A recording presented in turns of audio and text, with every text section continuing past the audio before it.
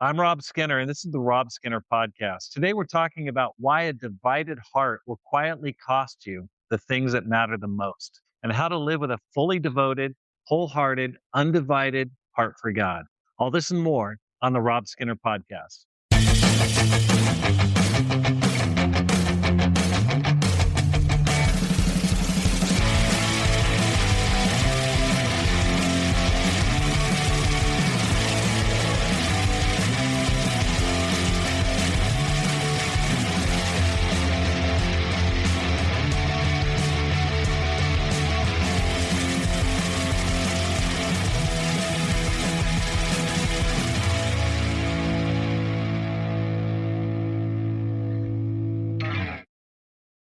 Welcome back to the Rob Skinner Podcast. My goal is to inspire you to live a no regrets life, make this life count, and multiply disciples, leaders, and churches. Let me take you back to the summer I graduated from high school, 1983. Okay, we're going way back here. I wanted two things. I wanted a girlfriend and I wanted a car. I was tired of driving my dad's old pickup. And so I started dating a girl who'd won a teen beauty pageant. She was a knockout and she was amazing. She'd won some pageants. She was beautiful. She was fun. She was exciting to be around.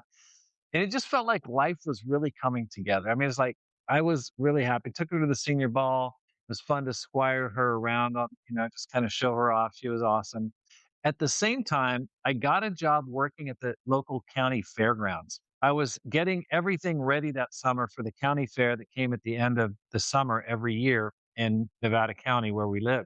Then that summer, I found a car for sale in the Rayleigh's supermarket parking lot. And I just fell in love. I remember driving by like, oh my gosh, that is the most awesome car ever. 1965 Volkswagen Notchback. Okay. This is like an it's a you'd have to like Google it. It is a funny looking car. It's very old fashioned, but I love the design, classic design. And I went in and I paid the guy all my money, $1,100 that I'd saved up, gave it to him in cash. He's like, "Why are you giving this to me in cash? This is dangerous." And I drove it away. A week later, the engine blew. Oh my gosh. So now I had a problem.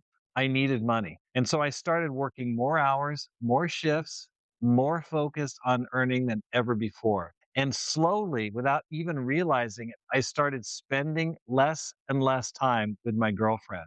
Less attention, less connection, less presence. By the end of the summer, I had a new engine in my car and no girlfriend.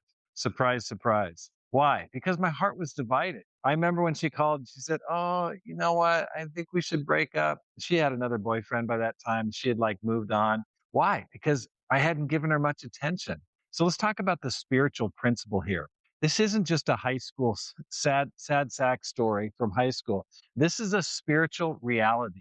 You cannot give your heart fully to two things at the same time. King David understood this very clearly and deeply. Listen to what he prayed in Psalm chapter 86 in verse 11. This is the NIV version. "Teach me your way, Lord, that I may rely on your faithfulness. Give me an undivided heart that I may fear your name." David didn't pray for more success. He didn't pray for more comfort. He prayed for one thing, an undivided heart. David was called a man after God's own heart. Let's be clear. David was far from perfect. He made massive mistakes. I mean, adultery, conspiracy to murder. He just, big, not big sins, like big time sins. And here's what made him different. His heart always came back to God.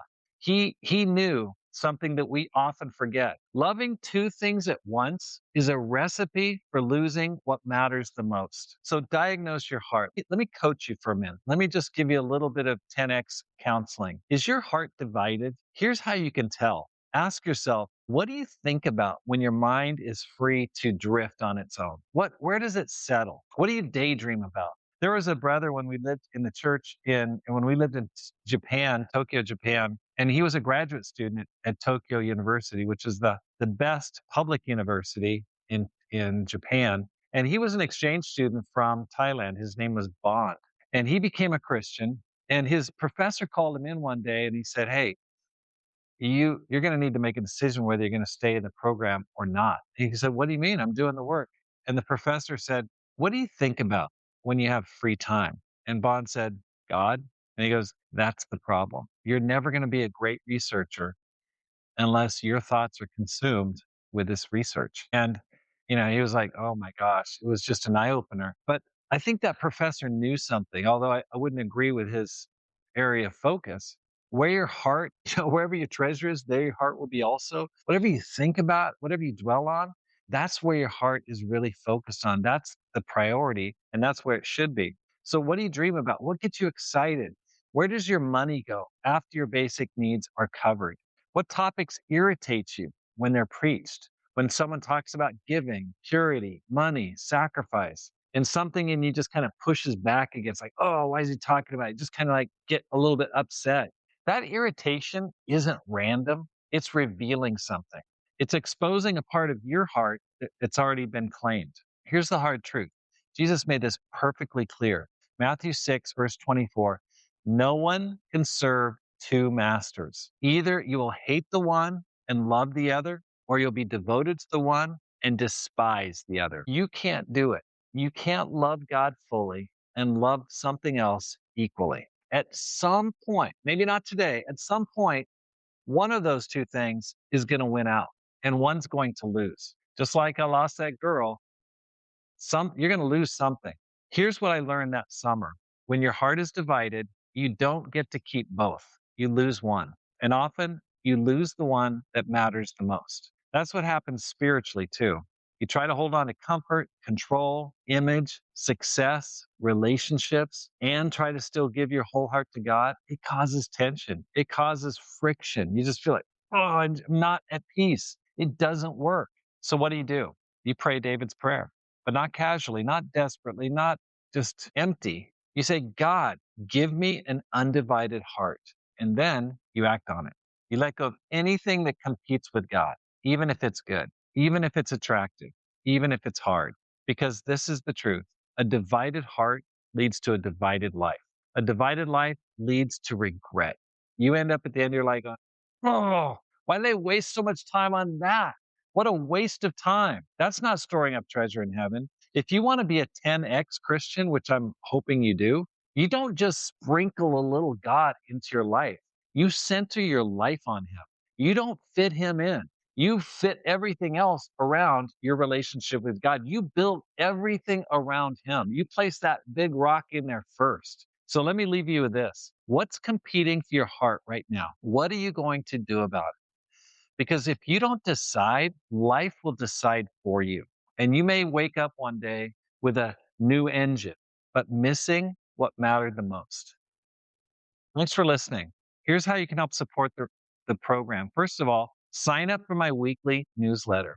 I send out a weekly newsletter to encourage and build up Christians like yourself. I want to help people to make this life count, live a no regrets life, and become 10x Christians. And I want to keep in better touch with 10x Christians like yourself. So just go to my website.